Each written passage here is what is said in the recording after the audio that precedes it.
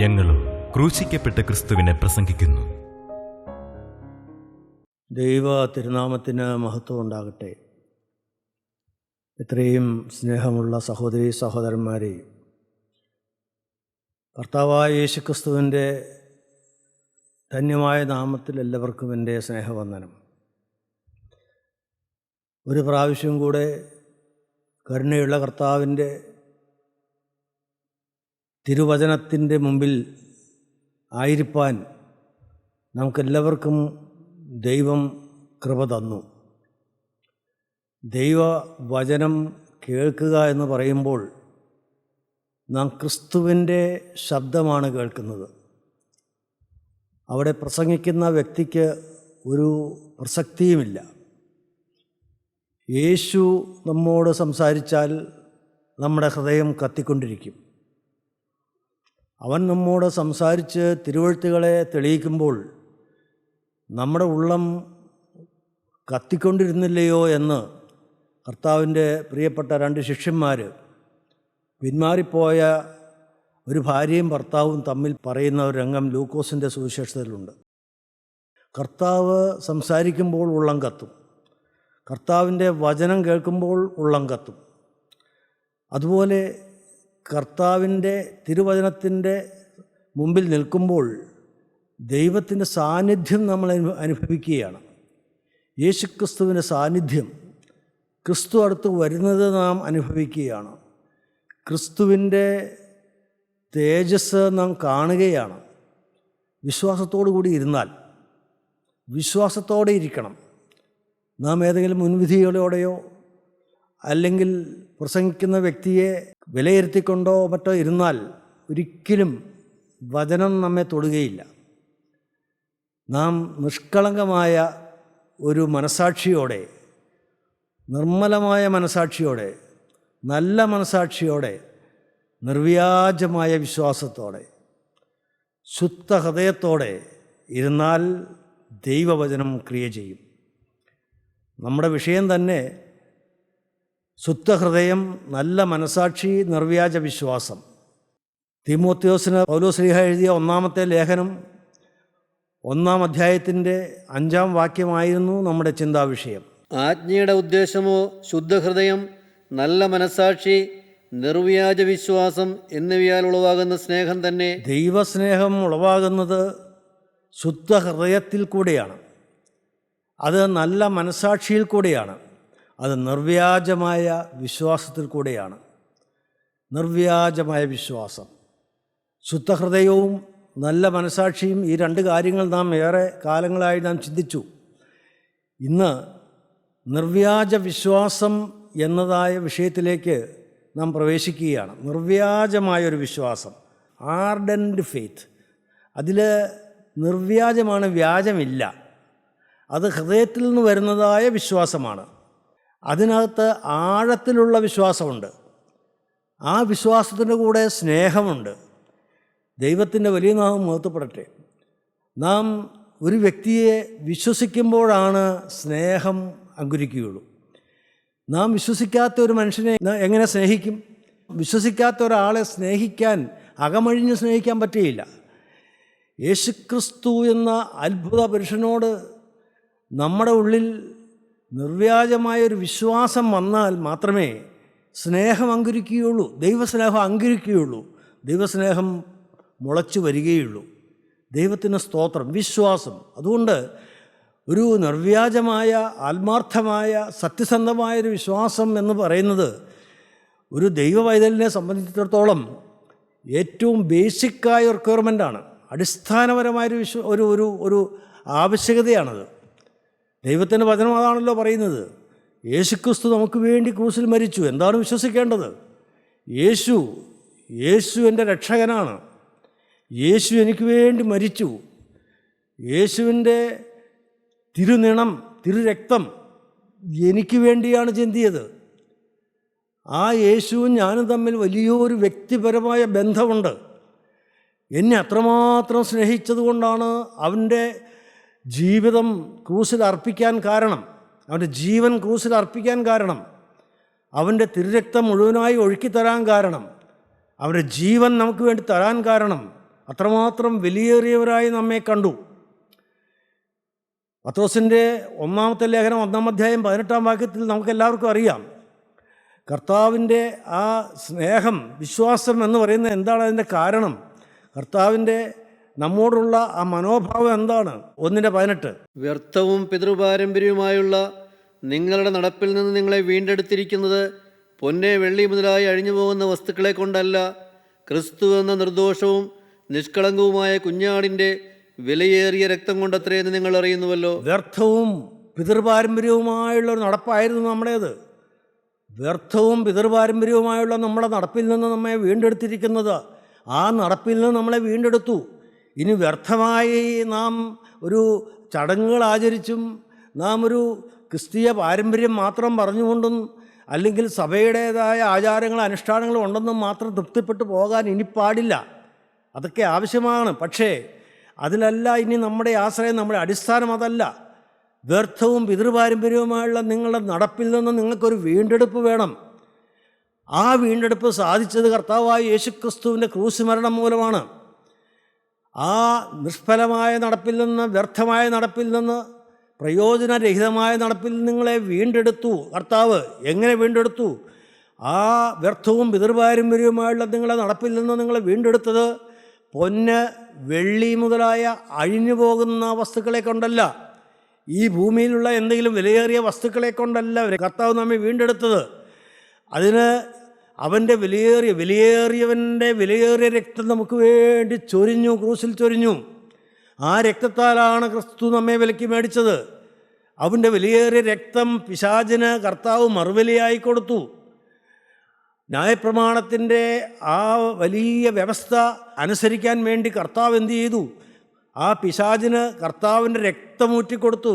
ഈ മകൻ എൻ്റേതാണ്, അവന് വേണ്ടിയാണ് ഞാൻ ഈ ക്രൂസിൽ തൂങ്ങിക്കിടക്കുന്നത്, എൻ്റെ പ്രിയ മകൻ്റെ വീണ്ടെടുപ്പിന് വേണ്ടിയാണ്. അവന് നിത്യനാശം ഒഴിവാക്കി കൊടുക്കാനാണ്, അവന് നിത്യനരകം ഒഴിവാക്കി കൊടുക്കുവാനാണ്, അവനെ പിശാചിനും അവൻ്റെ ദൂതന്മാർക്ക് ഒരുക്കിയിരിക്കുന്നതായ നിത്യനരകത്തിലേക്ക് അവനെ വിടാൻ എനിക്ക് മനസ്സില്ല. അതിനുവേണ്ടിയാണ് ഞാൻ ക്രൂശിൽ അവനു വേണ്ടി മരിച്ചത്. അവൻ്റെ പാപങ്ങൾക്ക് ഞാൻ എൻ്റെ രക്തത്താൽ ഇതാ പരിഹാരം വരുത്തുകയാണ്. എൻ്റെ പാപനമായ കുറ്റമില്ലാത്ത രക്തം ഞാൻ ഊറ്റിയത് അവൻ്റെ പാപമുള്ള അവസ്ഥ, അതിനൊരു പരിഹാരം വരുത്തുവാനാണ്. ഞാൻ എന്നെ തന്നെ യാഗമായി അർപ്പിക്കുകയാണ്. അങ്ങനെ വിലയേറിയ കുഞ്ഞാടിൻ്റെ രക്തം കൊണ്ട് നമ്മെ വ്യർത്ഥവും പിതൃപാരമ്പര്യവുമായുള്ള നടപ്പിൽ നിന്ന് വീണ്ടെടുത്തു. ക്രിസ്തു എന്ന ആ വിലയേറിയ കുഞ്ഞാടിൻ്റെ രക്തം കൊണ്ടാണ് നമ്മളെ വീണ്ടെടുത്തത്. വ്യർത്ഥവും പിതൃപാരമ്പര്യവുമായുള്ള നിങ്ങളുടെ നടപ്പിൽ നിന്ന് നിങ്ങളെ വീണ്ടെടുത്തത് പൊന്ന്, വെള്ളി മുതലായി അഴിഞ്ഞു പോകുന്ന വസ്തുക്കളെ കൊണ്ടല്ല, ക്രിസ്തു എന്ന നിർദോഷവും നിഷ്കളങ്കവുമായ കുഞ്ഞാടിൻ്റെ വിലയേറിയ രക്തം കൊണ്ടത്രേ. ഇത്ര വിലയേറിയൊരു വീണ്ടെടുപ്പാണ് എൻ്റെ യേശു എനിക്ക് വേണ്ടി സാധിപ്പിച്ചു തന്നത്. അതാണ് വിശ്വാസം എന്ന് പറയുന്നത്. ആ പരമബലിയിൽ വിശ്വസിക്കുന്നതാണ്. ആ എനിക്ക് വേണ്ടി യാഗമായി അർപ്പിക്കപ്പെട്ട ദൈവിക കുഞ്ഞാടിലുള്ള ആത്മാർത്ഥമായ വിശ്വാസം. എൻ്റെ ഹൃദയം മുഴുവൻ യേശുവിനോടുള്ള ആ നന്ദിയും സ്നേഹവും വിശ്വാസവുമാണ്. ആ വിശ്വാസമാണ് സ്നേഹത്തിലേക്ക് വീണ്ടും വീണ്ടും നയിക്കുന്നത്. നിങ്ങൾക്ക് മനസ്സിലായോ? ആ സ്നേഹം, ക്രിസ്തുവിനോടുള്ള ആ സ്നേഹം, എനിക്ക് വേണ്ടി മരിച്ചതായ ക്രിസ്തുവിനോടുള്ള സ്നേഹം എൻ്റെ ഹൃദയത്തിൽ നിറഞ്ഞു വരുമ്പോൾ, പ്രിയപ്പെട്ടവരെ, ഞാൻ പാപത്തിൽ നിന്ന് അകലാൻ തുടങ്ങും. പാപത്തിന്മേൽ ജയം കിട്ടുന്നത് ഈ സ്നേഹം മൂലമാണ്. ഈ ദൈവസ്നേഹം എന്നിൽ നിറഞ്ഞു നിൽക്കുമ്പോൾ എനിക്ക് പാപത്തിലേക്ക് പോകാൻ പറ്റുമോ? ആ തിരുരക്തത്തെ ഞാൻ മാനിക്കുമ്പോൾ, ആ തിരുരക്തം എൻ്റെ മുമ്പിൽ ചൊരിഞ്ഞ ക്രിസ്തുവിനെ എൻ്റെ മുമ്പിൽ നിർത്തിയിരിക്കുമ്പോൾ, പരസ്യമായി അവനെ നിർത്തിയിരിക്കുമ്പോൾ, ഞാൻ എങ്ങനെ പാപം ചെയ്യും? ഞാൻ എങ്ങനെ വേണ്ടാത്ത കാര്യങ്ങൾ ചിന്തിക്കും? അശുദ്ധമായ കാര്യങ്ങൾ എങ്ങനെ ചിന്തിക്കും? എങ്ങനെ കാണും? അശുദ്ധമായ വാക്കുകൾ പറയാൻ പറ്റുമോ? പ്രാകാൻ പറ്റുമോ? കോപിച്ചലറാൻ പറ്റുമോ? എൻ്റെ ശരീരത്തിൻ്റെ ഒരു അവയവം പോലും എനിക്ക് പാപത്തിന് വിട്ടുകൊടുക്കാൻ പറ്റുമോ? ഇല്ലല്ലോ. എൻ്റെ ശരീരത്തിലെ ഓരോ കോശവും എൻ്റെ യേശുവിൻ്റെ തിരുരക്തത്താൽ വിലയ്ക്ക് മേടിച്ചതാണ്. അത് ഞാൻ വിശ്വസിച്ചു. അത് വിശ്വസിക്കാൻ ദൈവത്തിൻ്റെ വചനം എനിക്ക് ദൈവം തന്നു. ആ തിരുവചനം അനുഗ്രഹീതമായ കൂട്ടായ്മയിൽ കൂടെ കിട്ടിയപ്പോൾ, അനുഗ്രഹീതരായ പരിശുദ്ധാത്മാ നൽവരമുള്ള പ്രിയപ്പെട്ട ദേവദാസനിൽ കൂടെ കിട്ടിയപ്പോൾ, പ്രിയപ്പെട്ട യോഹന്നാൻ സാഹിബിൽ കൂടി ആ വചനം കിട്ടിയപ്പോഴാണ് ഞാൻ വിശ്വസിക്കാനിടയായത്. പ്രിയപ്പെട്ടവരെ, എൻ്റെ ജീവിതത്തിലും ഉണ്ടായിരുന്നു വ്യർത്ഥവും പിതൃപാരമ്പര്യവുമായുള്ള പാരമ്പര്യങ്ങളും നടപ്പുകളും. ആ നടപ്പിൽ നിന്ന്, ആ ആചാരങ്ങളിൽ നിന്നും എനിക്ക് ദൈവം വീണ്ടെടുപ്പ് തന്നു. എന്ന് വെച്ച് ഞാൻ പള്ളിയിൽ പോകുന്നില്ല എന്നല്ല, ഞാൻ പള്ളിയിൽ പോകും. പ്രിയപ്പെട്ടവരെ, പള്ളിയിൽ അതിൻ്റേതായ സഭയുടേതായ ചട്ടം കെട്ടുകളനുസരിച്ചുള്ള കാര്യങ്ങളെല്ലാം, ആവശ്യമുള്ള കാര്യങ്ങളെല്ലാം ചെയ്യും. പക്ഷേ ഞാൻ എൻ്റെ ആശ്രയം അതിലല്ല. അതുകൊണ്ട് എനിക്ക് ദൈവരാജ്യം കിട്ടുകയില്ല. അതുകൊണ്ട് എൻ്റെ പാപത്തിന് പരിഹാരം വരുത്തുകയില്ല. സഭയിലുണ്ട് ക്രമീകരണങ്ങൾ, പക്ഷേ അത് ഈ വിശ്വാസത്തിൽ നിന്ന് ഉടലെടുക്കുന്നതായിരിക്കണം. ക്രിസ്തുവിലുള്ള വിശ്വാസമായിരിക്കണം അടിസ്ഥാനം. ഞാൻ മാമോദിസ മുങ്ങി എന്ന് പറഞ്ഞുകൊണ്ട് അഭിമാനിച്ച് നടന്നുകൊണ്ട് കാര്യമില്ല. ഞാൻ സഭയുടെ അംഗമായി എന്ന് ഞാൻ അഭിമാനിച്ച് നടന്നുകൊണ്ട് കാര്യമില്ല. സഭയുടെ തനതായ വിശ്വാസം എൻ്റെ ഹൃദയത്തിൽ അലിഞ്ഞു ചേർന്നിട്ടുണ്ടോ? അതെന്താണ് ആ വിശ്വാസം? കർത്താവേ, നിൻ്റെ മരണത്തെ ഞങ്ങൾ ഓർക്കുകയും നിൻ്റെ ഉയർത്തെഴുന്നേൽപ്പിനെ ഞങ്ങൾ ഏറ്റുപറയുകയും രണ്ടാമത്തെ എഴുന്നള്ളത്തിനുമായി ഞങ്ങൾ നോക്കി പാർക്കുകയും ചെയ്യുന്നു. നിൻ്റെ അനുഗ്രഹങ്ങൾ ഞങ്ങളെല്ലാവരുടെ മേലുണ്ടായിരിക്കണമേ. അനുഗ്രഹം വേണമോ?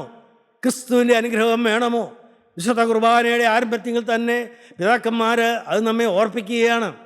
കർത്താവേ, നിൻ്റെ മരണത്തെ ഞങ്ങൾ ഓർക്കുന്നു. ആ കാൽവരി ക്രൂശിലെ പരമയാഗത്തെ ഞാൻ ഓർക്കുന്നു. ആ മരണം എനിക്ക് വേണ്ടിയാണെന്ന്, എന്നെ ജീവിപ്പിക്കാനാണ് നീ മരിച്ചതെന്ന് ഞാൻ ഓർക്കുന്നു. ഞാൻ വിശ്വസിക്കുന്നു. നിൻ്റെ ഉയർത്തെഴുന്നേൽപ്പിനെ ഞാൻ ഏറ്റുപറയുന്നു. നീ ഉയർത്തെഴുന്നേറ്റതിനാൽ ഞാനൊരു പുതിയ സൃഷ്ടിയായി. നിന്നോടുകൂടെ എന്നെയും നീ ഉയർത്തെഴുന്നേൽപ്പിച്ചു. അങ്ങനെ ഞാനൊരു പുതിയ സൃഷ്ടിയായി. കർത്താവേ, ഞാൻ വിശ്വസിക്കുന്നു. ഇനി മനസ്സതൊരു പാപത്തിലേക്കില്ല. ഞാൻ തീരുമാനിച്ചു. ഞാനൊരു പുതിയ സൃഷ്ടിയായി, മരിച്ചു ഉയർത്തെഴുന്നേറ്റവനായി, ഒരു പുതിയ സൃഷ്ടിയായി. പാപത്തിൽ ഞാൻ മരിച്ചു. പാപത്തിനു വേണ്ടി എൻ്റെ യേശു മരിച്ചു. ഞാൻ പാപത്തിൽ മരിച്ചു കിടന്നവൻ, അതുമൂലം പാപം സംബന്ധമായി മരിച്ചു. ഒരിക്കൽ കൂടി പറയാം, ഞാൻ പാപസംബന്ധമായി മരിച്ചവനായിരുന്നു. ഞാൻ പാപത്തിൽ മരിച്ചു കിടന്നവനായിരുന്നു. പക്ഷേ യേശു പാപത്തിനു വേണ്ടി മരിച്ചു. എൻ്റെ പാപത്തിനു വേണ്ടി യേശു മരിച്ചു. എൻ്റെ പാപത്തിനു വേണ്ടി യേശു കഷ്ടമനുഭവിച്ചു. എൻ്റെ പാപത്തിനു വേണ്ടി യേശു തൻ്റെ ശരീരവും തൻ്റെ രക്തവും വിട്ടുകൊടുത്തു. അങ്ങനെ പാപത്തിനു വേണ്ടി യേശു മരിച്ചു. അതുമൂലം ഞാൻ പാപത്തിന് മരിച്ചവനായി. ഞാൻ പാപസംബന്ധമായി മരിച്ചവനായി. ഇനി പാപം എന്നിൽ യേശുകയില്ല. മരിച്ചു കിടക്കുന്ന ഒരു വ്യക്തിയുടെ മുമ്പിലേക്ക് വളരെ ആകർഷണീയമായ കാഴ്ചകളോ അല്ലെങ്കിൽ ആകർഷിക്കുന്നതായ മറ്റെന്തെങ്കിലും ഭക്ഷണപാനീയങ്ങളോ കൊണ്ടുവച്ചാൽ ആ ഡെഡ് ബോഡിക്ക് എന്തെങ്കിലും ചലനമുണ്ടോ? പാപസംബന്ധമായി മരിച്ചവൻ അങ്ങനെയാണ്. എൻ്റെ പ്രിയപ്പെട്ടവരെ, ഇതൊക്കെ നാം അനുഭവിക്കണം. അതുകൊണ്ടാണ് പറയുന്നത്, ഞാൻ ഉയർത്തെഴുന്നേറ്റു, യേശുവിനോട് കൂടെ ഉയർത്തെഴുന്നേറ്റു. അതുകൊണ്ട് ഞാൻ ഏറ്റുപറയുകയാണ്, കർത്താവേ, നിൻ്റെ ഉയർത്തെഴുന്നേൽപ്പിനെ ഞങ്ങൾ ഏറ്റുപറയുന്നു. പിന്നെയോ, ഇനി എനിക്കൊരു പ്രത്യാശയുണ്ട്. എന്താണ്? എൻ്റെ യേശു വരും. ഒരിക്കൽ ഈ ഭൂമിയിലേക്ക് വന്നു, എനിക്ക് വേണ്ടി മരിച്ച് ഉയർത്തെഴുന്നേറ്റ് കടന്നുപോയവൻ, സ്വർഗാരോഹണം ചെയ്ത് പിതാവിൻ്റെ വലത്തുഭാഗത്തിരിക്കുന്ന എൻ്റെ മിശിഹാ തമ്പുരാൻ, അവൻ ഇനിയും വരും, വീണ്ടും വരും. എന്തിന്? എന്നെ ചേർക്കാൻ. അവൻ്റെ വരവിന് വേണ്ടി നോക്കി പാർത്തിരിക്കുന്ന മണവാട്ടി സഭയെ ചേർക്കാൻ. അവൻ്റെ തിരുരക്തത്താൽ വീണ്ടെടുക്കപ്പെട്ടു എന്ന് വിശ്വസിച്ചുകൊണ്ട് പാപത്തോട് യാത്ര പറഞ്ഞ് പുതിയ സൃഷ്ടിയായി പുതിയ ജീവിതം നയിക്കുന്ന എപ്പേർപ്പെട്ട വിശ്വാസികളെയും വീണ്ടെടുക്കുവാൻ, തൻ്റെ മക്കളെ വീണ്ടെടുക്കുവാൻ, അവരെ സ്വർഗത്തിലേക്ക് കരയേറ്റി കൊണ്ടുപോകാൻ യേശു ഇനിയും വരും, രണ്ടാമത് വരും. അതുകൊണ്ട് കർത്താവേ, നിൻ്റെ ഉയർത്തെഴുന്നേൽപ്പിനെ ഏറ്റുപറയുകയും രണ്ടാമത്തെ എഴുന്നള്ളത്തിനായി ഞങ്ങൾ നോക്കി പാർക്കുകയും ചെയ്യുന്നു. അങ്ങനെ എൻ്റെ യേശുവേ, നീ വരണമേ, നീ വേഗം വരണമേ എന്ന് ഏറ്റുപറഞ്ഞുകൊണ്ട് നോക്കി പാർക്കുന്ന വിശ്വാസിയെ ചേർക്കാനാണ് യേശു വരുന്നത്. പ്രിയപ്പെട്ടവരെ, അങ്ങനെ വിശ്വസിക്കുന്നതും അവർക്ക് യേശുവിൻ്റെ വരവിന് വേണ്ടി നോക്കി പാർക്കുകയും ചെയ്യുന്ന കാത്തിരിക്കുന്നവർക്ക് വേണ്ടി, അവർക്ക് വേണ്ടിയാണ് യേശു വരുന്നത്.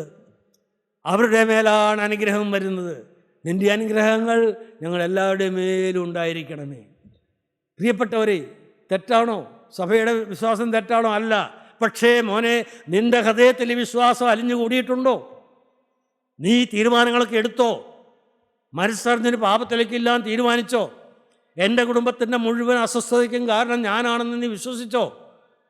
പ്രിയപ്പെട്ടവരെ, എൻ്റെ സ്വയം ഉപേക്ഷിക്കാൻ ഞാൻ തയ്യാറായോ? എൻ്റെ സ്വാർത്ഥത ഉപേക്ഷിക്കാൻ ഞാൻ തയ്യാറാണോ? എൻ്റെ കടുംപിടുത്തങ്ങൾ ഉപേക്ഷിക്കാൻ ഞാൻ തയ്യാറാണോ?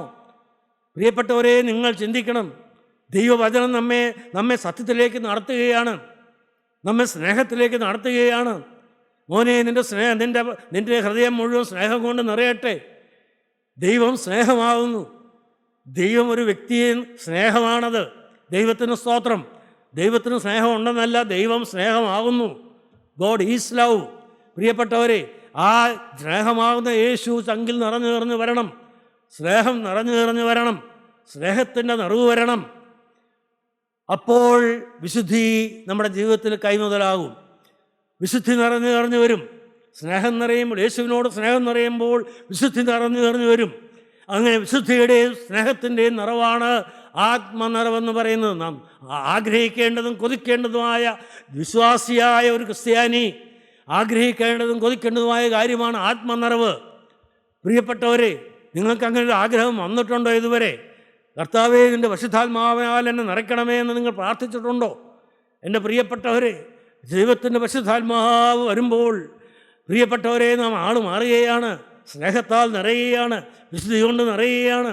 പ്രിയപ്പെട്ടവരെ, വലിയൊരു ശക്തിയാണത്. വിശുദ്ധി എന്ന് പറയുന്ന ഒരു ശക്തിയാണ്. പ്രിയപ്പെട്ടവരെ, ദൈവത്തിൻ്റെ വലിയ നാമം മഹത്വപ്പെടട്ടെ. സ്നേഹം എന്ന് പറയുന്നത് അതിലും വലിയ ശക്തിയാണ്.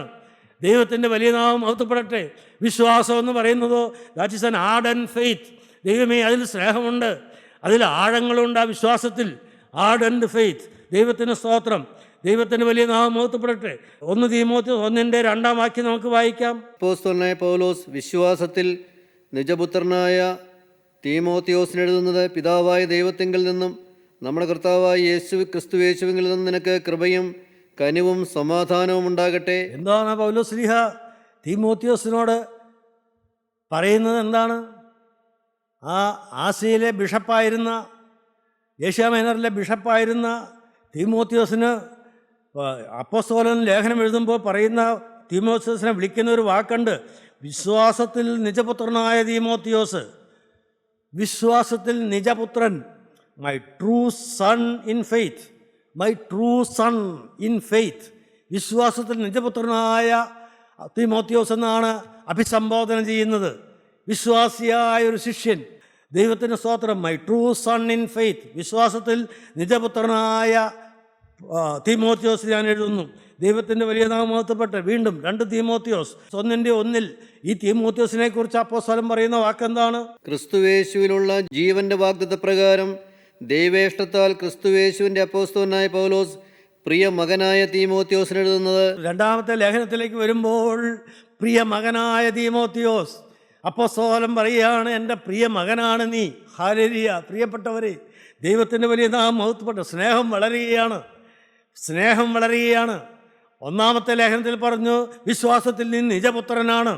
ദൈവത്തിന് വലിയ നാമം മഹത്വപ്പെട്ട്. My true son in faith. വിശ്വാസത്തിൽ എൻ്റെ നിജപുത്രനാണ് നീ.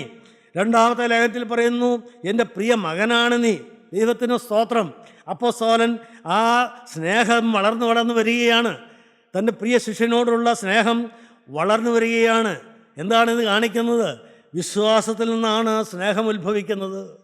വിശ്വാസം കൂടിക്കൂടി വരുമ്പോൾ സ്നേഹം ഉത്ഭവിക്കും. ദൈവസ്നേഹം കൂടുതൽ നിങ്ങൾക്ക് അനുഭവിക്കണമെങ്കിൽ വിശ്വാസം ശക്തമായി രൂഢമൂലമായി വരണം. വിശ്വാസം വർദ്ധിക്കും തോറും സ്നേഹം കൂടിക്കൂടി വരും. അത്രമാത്രം ദൈവം നമ്മെ സ്നേഹിച്ചുകൊണ്ടേയിരിക്കും. സ്നേഹത്തിൻ്റെ നിറവ് പ്രിയപ്പെട്ടവരെ, അത് അന്തമില്ല. ദൈവത്തിൻ്റെ സ്തോത്രം. അത് അനുഭവിക്കുമ്പോൾ നാം തുള്ളിച്ചാടും. ഈ ലോകത്തിൽ എന്തെല്ലാം തിക്താനുഭവങ്ങളുണ്ടായാലും, എന്തെല്ലാം നമ്മൾ നേരിടേണ്ടി വന്നാലും ആണല്ലോ പ്രിയപ്പെട്ടവരെ, നിങ്ങൾക്കെല്ലാം അനുഭവം ഉണ്ടല്ലോ. വേദന തിന്നുന്നവരല്ലേ നിങ്ങൾ പലരും. പ്രിയപ്പെട്ടവരെ, നമ്മൾ പലരും, ഞാൻ ഉൾപ്പെടെ അനേകം വേദനാ വിഷയങ്ങൾ നമുക്കുണ്ടല്ലോ. കുഞ്ഞുങ്ങളെക്കുറിച്ചുള്ള ആവലാതികളുണ്ടല്ലോ. പ്രിയപ്പെട്ടവരെ, കുഞ്ഞുങ്ങൾ ലഹരിക്ക് അടിമപ്പെട്ട് അപ്പനെയും അമ്മയെ അറിയാതെ നശിച്ചു പോകുന്നതായ പ്രവണതകൾ, കുഞ്ഞുങ്ങൾ സ്വയം നശിക്കുവാനായിട്ട് മറ്റുള്ള പൈശാചിക കെണിയിൽപ്പെട്ട് വഞ്ചനയുള്ള സുഹൃത്തുക്കളുടെ കയ്യിൽപ്പെട്ട് നമ്മുടെ കുഞ്ഞുങ്ങൾ നശിച്ചു പോകുന്നതായ വലിയ അപകടകരമായൊരു രീതിയിലേക്ക് ഇന്നത്തെ സമൂഹം പോയിക്കൊണ്ടിരിക്കുന്നത് നിങ്ങളെല്ലാം അറിയുന്നുണ്ടല്ലോ. ദൈവത്തിന് സ്തോത്രം. ഇപ്പോൾ ഗവൺമെൻറ്റും സന്നദ്ധ സംഘടനകളും ഏജൻസികളും എല്ലാം അതിനുവേണ്ടി ഉണർന്ന് പ്രവർത്തിക്കുന്നുണ്ടെന്ന് അറിയുന്നു. പ്രിയപ്പെട്ടവരെ, നല്ല കാര്യം. എന്നാൽ നാം ഓരോരുത്തരും അതിനെക്കുറിച്ച് വളരെ വിജിലൻ്റായിരിക്കണം. നാം സൂക്ഷ്മതയുള്ളവരായിരിക്കണം. നമ്മുടെ കുഞ്ഞുങ്ങളെക്കുറിച്ച് നിങ്ങൾ കണ്ണീരൊഴുക്കിക്കൊണ്ടിരിക്കണം. നിങ്ങളുടെ കുഞ്ഞുങ്ങൾ വെളിയിൽ പഠിക്കാൻ പോകുന്നുണ്ടെങ്കിൽ, അല്ല നാട്ടിൽ തന്നെ തൊട്ടടുത്തുള്ള സ്കൂളിലായിക്കോട്ടെ, നിങ്ങളുടെ കുഞ്ഞുങ്ങളെക്കുറിച്ച് നിങ്ങൾ പ്രിയപ്പെട്ടവരെ ഏറെ കരുതലും കണ്ണുനീരും ഉള്ളവരായിരിക്കണം. ദൈവസന്നിധിയിൽ നിങ്ങൾ കരഞ്ഞുകൊണ്ടിരിക്കണം. നിങ്ങൾ തന്നെ ശുദ്ധീകരണത്തിന് വേണ്ടി കൊതിച്ചുകൊണ്ട് ദൈവസന്നിധിയിൽ നിങ്ങളുടെ പാപങ്ങളെ ഏറ്റുപറഞ്ഞ് കരയണം. അപ്പോൾ നിങ്ങളുടെ കുഞ്ഞുങ്ങൾ നഷ്ടപ്പെട്ടു പോകാൻ ഇടയാകുകയില്ല. ദൈവത്തിന് സ്തോത്രം. പ്രിയപ്പെട്ടവരെ, എൻ്റെ കൊച്ചുമക്കളുടെ കാര്യം എൻ്റെ മക്കളോട് ഞാൻ പറയാറുണ്ട്. അവർക്ക് വേണ്ടി നിങ്ങൾ ശുദ്ധീകരണം പ്രാപിക്കണം. അവരെ കർത്താവിൻ്റെ കാര്യങ്ങളിലേക്ക് കൊടുക്കണം. സ്കൂളിലേക്ക് വിടുമ്പോൾ ഭക്ഷണവും കൊടുത്ത് നല്ല വസ്ത്രമൊക്കെ അണിയിച്ച് അവരെ പറഞ്ഞു വിടുമ്പോൾ നിങ്ങൾ സ്വർഗത്തിലേക്ക് നിങ്ങളുടെ കണ്ണുകളെ ഉയർത്തണം. കർത്താവിന് സന്നിധിയിൽ നിങ്ങൾ മുട്ടുമടക്കണം. മുട്ടുമടക്കിയിട്ട് പറയണം, കർത്താവേ, എൻ്റെ കുഞ്ഞിനെ, എൻ്റെ പ്രിയ കുഞ്ഞിനെ നിൻ്റെ കരങ്ങളിലേക്ക് ഇതാ ഞാൻ ഏൽപ്പിക്കുകയാണ്. കർത്താവെ, ആ പൊന്നുകരങ്ങളിൽ ഏറ്റെടുത്ത് അവനെ നിൻ്റെ മാറോടണിച്ച് പിടിച്ചുകൊള്ളണം. കർത്താവെ, താഴെ വയ്ക്കല്ലേ, ശത്രു തൊടാൻ ഇടയാകല്ലേ, ശത്രുവിൻ്റെ ആകർഷണത്തിൽപ്പെടാൻ ഇടയാകല്ലേ. കർത്താവെ, നിങ്ങൾ കരഞ്ഞ് പ്രാർത്ഥിക്കണം. പ്രിയപ്പെട്ടവർ, നിങ്ങളുടെ കണ്ണുനീര് കർത്താവിന് സന്നിധിയിൽ വീണാൽ ആ കുഞ്ഞ് നഷ്ടപ്പെടാൻ ഇടയാകുകയില്ല. ദുഷ്ടപിശാച് അവനെ റാഞ്ചിക്കൊണ്ടുപോകാൻ ഇടയാകുകയില്ല. ദൈവത്തിന് സ്തോത്രം. എന്താണ് ഞാൻ പറഞ്ഞു വന്നത്? ദൈവത്തിലുള്ള രൂഢമൂലമായ വിശ്വാസം വളരുന്തോറും സ്നേഹം കൂടിക്കൂടി വരികയാണ്. പ്രിയ മകനായ തീമോത്തിയോസ്, ദൈവത്തിന് സ്തോത്രം. ദൈവസ്നേഹത്തിൽ നാം വളരണം. ദൈവത്തിന് സ്തോത്രം. ആ സ്നേഹത്തിൽ വളരണമെങ്കിൽ, ദൈവത്തോടുള്ള സ്നേഹത്തിൽ വളരണമെങ്കിൽ വിശ്വാസം നമ്മൾ കൂടിക്കൂടി വരണം. വലിയ വിശ്വാസം ഉണ്ടായിരിക്കണം. ദൈവത്തിന് സ്തോത്രം. 2 തീമോത്തിയോസ് 1:3 മുതൽ 5 വരെ. എൻ്റെ പ്രാർത്ഥനയിൽ രാവും പകലും ഇടപെടാതെ നിന്നെ സ്മരിച്ച് നിന്റെ കണ്ണുനീർ ഓർത്തും നിന്നെ കണ്ട് സന്തോഷപൂർണനാകുവാൻ വാഞ്ചിച്ചും കൊണ്ട് ഞാൻ പൂർവന്മാരുടെ ദൃഷ്ടാന്തമനുസരിച്ച് നിർമ്മല മനസാക്ഷിയോടെ ആരാധിക്കുന്ന ദൈവത്തിന് നിന്റെ നിർവ്യാജ വിശ്വാസത്തിൻ്റെ ഓർമ്മ നിമിത്തം സ്തോത്രം ചെയ്യുന്നു. ദൈവത്തിന് സ്തോത്രം.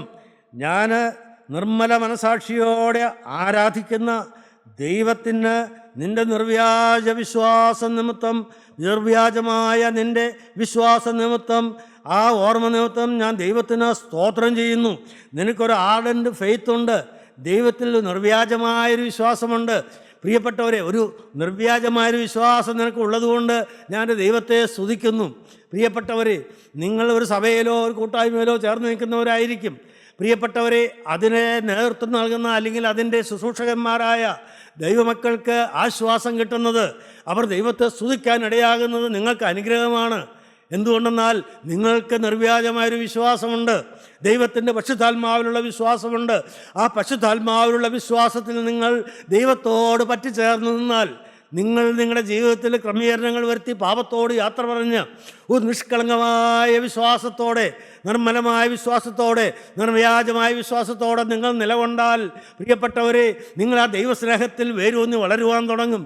അത് കാണുമ്പോൾ നിങ്ങളെ നടത്തുന്നവർക്ക് വലിയ സന്തോഷമാകും. അവർ ദൈവത്തിന് മഹത്വം കൊടുക്കാൻ തുടങ്ങും. ദൈവത്തിന് അവർ സ്തുതിക്കാൻ തുടങ്ങും. ദൈവത്തെ സ്തോത്രം ചെയ്യാൻ തുടങ്ങും. ദൈവത്തിന് സ്തോത്രം. ഒന്നോടെ നമുക്ക് വായിക്കാം. ഞാൻ പൂർവന്മാരുടെ ദൃഷ്ടാന്തമനുസരിച്ച് നിർമ്മല മനസാക്ഷിയോടെ ആരാധിക്കുന്ന ദൈവത്തിന് നിന്റെ നിർവ്യാജ വിശ്വാസത്തിന്റെ ഓർമ്മ നിമിത്തം സ്തോത്രം ചെയ്യുന്നു. നിന്റെ നിർവ്യാജ വിശ്വാസത്തിന്റെ ഓർമ്മ നിമിത്തം സ്തോത്രം ചെയ്യുന്നു. പിന്നെ ആ വിശ്വാസം ആദ്യം നിന്റെ വലിയമ്മ ലോവീസിലും അമ്മ യുനീക്കയിലും ഉണ്ടായിരുന്നു, നിന്നിലുമുണ്ടെന്ന് ഞാൻ ഉറച്ചിരിക്കുന്നു. കേട്ടോ പ്രിയപ്പെട്ടവരെ, വിശ്വാസം എന്നൊക്കെ പറയുന്നത് ഞാൻ പറഞ്ഞല്ലോ, കുഞ്ഞുങ്ങൾക്ക് നിങ്ങൾ വിശ്വാസം പകർന്നു കൊടുക്കണം. ദൈവത്തിലുള്ള വിശ്വാസം പകർന്നു കൊടുക്കണം. നിങ്ങൾക്ക് ലോകപ്രകാരമുള്ള ബുദ്ധിയും ശക്തിയും ജ്ഞാനവും എല്ലാം വേണ്ടെന്നല്ല. പക്ഷേ അതിനേക്കാൾ ഉപരിയായി അടിസ്ഥാനപരമായി നിങ്ങളുടെ കുഞ്ഞുങ്ങൾക്ക് യേശുവിനെ പകർന്നു കൊടുക്കണം. യേശുവിൻ്റെ സ്നേഹം കാണിച്ചു കൊടുക്കണം. ക്രൂസിലെ സ്നേഹം കേൾപ്പിച്ചു കൊടുക്കണം. ദൈവസ്നേഹം വർണ്ണിച്ചു കൊടുക്കണം. ദൈവം നിങ്ങളെ സ്നേഹിച്ച വിധങ്ങൾ അവരെ പറഞ്ഞ് മനസ്സിലാക്കണം. നിങ്ങളുടെ ജീവിതത്തിൽ നിങ്ങൾ അനുഭവിച്ചതായ ദൈവികമായ സ്നേഹം നിങ്ങൾ വർണ്ണിച്ച് കേൾപ്പിക്കുമ്പോൾ ആ കുഞ്ഞുങ്ങൾ പിന്നെ വളരെ നശിക്കുകയില്ല. ഇവിടെ പറയുന്നു, ഈ തീമോത്തിയോസിനൊരു പാരമ്പര്യമുണ്ട്. അവൻ്റെ വലിയമ്മ ലോവീസ് എങ്ങനെയുള്ളവരായിരുന്നു? ആ വിശ്വാസം ആദ്യം നിൻ്റെ വലിയമ്മ ലോവീസിലും അമ്മ യുനീക്കയിലും ഉണ്ടായിരുന്നു. വലിയമ്മയിൽ വിശ്വാസം ഉണ്ടായിരുന്നു. വലിയമ്മയ്ക്ക് വലിയ വിശ്വാസം ഉണ്ടായിരുന്നു. വലിയമ്മ ദൈവത്തെ പൂർണ്ണമായി വിശ്വസിച്ചു. വലിയമ്മ ദൈവസ്നേഹത്തിൽ വളർന്നു. അതുപോലെ വലിയമ്മയുടെ മകളായ നിൻ്റെ അമ്മയും, ദൈവത്തിന് സ്തോത്രം, വലിയമ്മ ലോവീസിലും അമ്മ യുനീക്കയിലും ആ വിശ്വാസം ഉണ്ടായിരുന്നു. ദൈവത്തിന് സ്തോത്രം, ദൈവത്തിന് സ്തോത്രം. പ്രിയപ്പെട്ടവരെ, ഇങ്ങനെ തലമുറകളായി വിശ്വാസം പകർന്നു വരികയാണ്. എന്തൊരു ഭാഗ്യമാണ് പ്രിയപ്പെട്ടവരെ. ആ വിശ്വാസമാണ് തീമോഥെയോസിന് ലഭിച്ചത്. ദൈവത്തിന് സ്തോത്രം. അത് നിന്നിലും ഉണ്ടെന്ന് ഞാൻ ഉറച്ചിരിക്കുന്നു. ഹല്ലേലൂയ. നിങ്ങൾക്ക് നിങ്ങൾക്ക് ആഗ്രഹമുണ്ടോ പ്രിയപ്പെട്ടവരെ? നിങ്ങളുടെ പ്രിയപ്പെട്ട കുഞ്ഞുങ്ങളും നിങ്ങളുടെ തലമുറകളും എല്ലാം വിശ്വാസത്തിൽ വളരണമെന്ന്, ഒരു നിർവ്യാജമായ വിശ്വാസം വേണമെന്ന്, അവർ ആ വിശ്വാസം കാണണമെന്ന്, ആ വിശ്വാസം അവർ അനുഭവിക്കണമെന്ന്, അവർക്ക് അതുവഴി ദൈവസ്നേഹം അവരിൽ നിറഞ്ഞു വരണമെന്ന് നിങ്ങൾ ആഗ്രഹിക്കുന്നുണ്ടോ പ്രിയപ്പെട്ടവരെ? എവിടെ നിന്നാണ് വിശ്വാസം കിട്ടുന്നത്? ദൈവത്തിന് സ്തോത്രം. അതിന് കാൽവരി ക്രൂസിലേക്ക് നോക്കിയാൽ മതി. ക്രൂശിതനായ ക്രിസ്തുവിലേക്ക് നോക്കണം പ്രിയപ്പെട്ടവരെ. അവനെ ദൈവം പരസ്യമായി നിങ്ങളുടെ മുമ്പിൽ നിർത്തിയിട്ടുണ്ട്. അവൻ്റെ ചങ്കുപൊട്ടി രക്തം ഒഴുകുന്നത് നിങ്ങൾക്ക് കാണാം. നിങ്ങളുടെ ഉൾക്കണ്ണ് തുറന്ന് നോക്കിയാൽ ഇപ്പോൾ നിങ്ങൾക്ക് കാണാം. നിങ്ങളുടെ ബാഹ്യമായ കണ്ണുകൾ ഒരു നിമിഷത്തേക്കൊന്ന് അടച്ച് യേശുവിൻ്റെ ആണിപ്പാളുള്ള കരങ്ങളിലേക്ക് നോക്കാമോ? ആ ക്രൂസിലേക്ക് നോക്കാമോ? ആ ചങ്കുപൊട്ടി ഒഴുകുന്ന രക്തമൊന്ന് കാണാമോ? ആ തലയിൽ നിന്ന് ഒഴുകി വരുന്നതായ തുപ്പലും രക്തം കൂടി കലർന്നതായ ആ ശരീരത്തിൽ കൂടി ഒഴുകി വന്ന് ആ ചങ്കുപൊട്ടി ഒഴുകിയ രക്തവുമായി കലർന്ന് അവൻ്റെ ക്രൂസിൻ്റെ പാദത്തിലേക്ക് വീഴുന്നു പ്രിയപ്പെട്ടവരെ. ആ തിരക്തം പുരണ്ട പൊന്നുകരങ്ങളിൽ രക്തം കിരിഞ്ഞു വരുന്നു. ആ പൊന്നുകരം ഇപ്പോൾ നമ്മൾ നേരെ നീട്ടിയിരിക്കുന്നു. അത് കാണുമ്പോൾ നിങ്ങൾ തല കുനിച്ചു കൊടുക്കുവേ. അവൻ്റെ കരങ്ങളിലേക്ക്, കർത്താവിൻ്റെ കരങ്ങളിലേക്ക് നിനക്കുള്ളതെല്ലാം, നിന്റെ മക്കളെയും നിന്റെ തലമുറകളെയും ഏൽപ്പിച്ചു കൊടുക്കുവീൻ. കർത്താവേ, നീ എനിക്ക് വേണ്ടി മരിച്ചതിനാൽ ഇന്നു മുതൽ ഞാൻ നിനക്കായി ജീവിക്കും. യേശുവേ, നീ എനിക്ക് വേണ്ടി മരിച്ചതിനാൽ ഞാൻ ഇന്നു മുതൽ പുതിയ സൃഷ്ടിയായി ജീവിക്കും. എന്നെയും എനിക്ക് നീ തന്നിട്ടുള്ളതെല്ലാം ഞാൻ ഇതാ ക്രൂശിൻ ചുവട്ടിലേക്ക് വെക്കുന്നു, പൊന്നുകരങ്ങളിലേക്ക് തരുന്നു. കർത്താവേ, അനുഗ്രഹിക്കണമേ, തിരക്തത്താൽ കഴുകണമേ. ആണിപ്പാളുള്ള കരയിപ്പോൾ ഈ വചനം കേൾക്കുന്നതിൻ്റെ പ്രിയമക്കളുടെ മേൽ, ഓരോരുത്തരുടെ മേലും ആ ആണിപ്പാളുള്ള കര ഒന്ന് വെക്കണമേ. കർത്താവേ, തിരക്തം പുരട്ടണമേ, തിരക്തത്താൽ മുദ്രയിടണമേ. അത്ഭുതങ്ങൾ നടക്കണമേ. ജീവിതത്തിലൊരു കർത്താവേ ഇന്നൊരു അത്ഭുതം നടക്കണമേ. യേശു ഹൃദയത്തിലേക്ക് വരുന്നതായ നിർണായകമായ സമയമായി മാറ്റണമേ. സ്വർഗം സന്തോഷിക്കണമേ. യേശു മഹത്വം എടുക്കണമേ. സർവ്വനന്മകളാൽ ഞങ്ങളെ നിറയ്ക്കണമേ. യേശു ക്രിസ്തുവിൻ്റെ അതിപരിശുദ്ധമായ നാമത്തിൽ തന്നെ. ആമേൻ.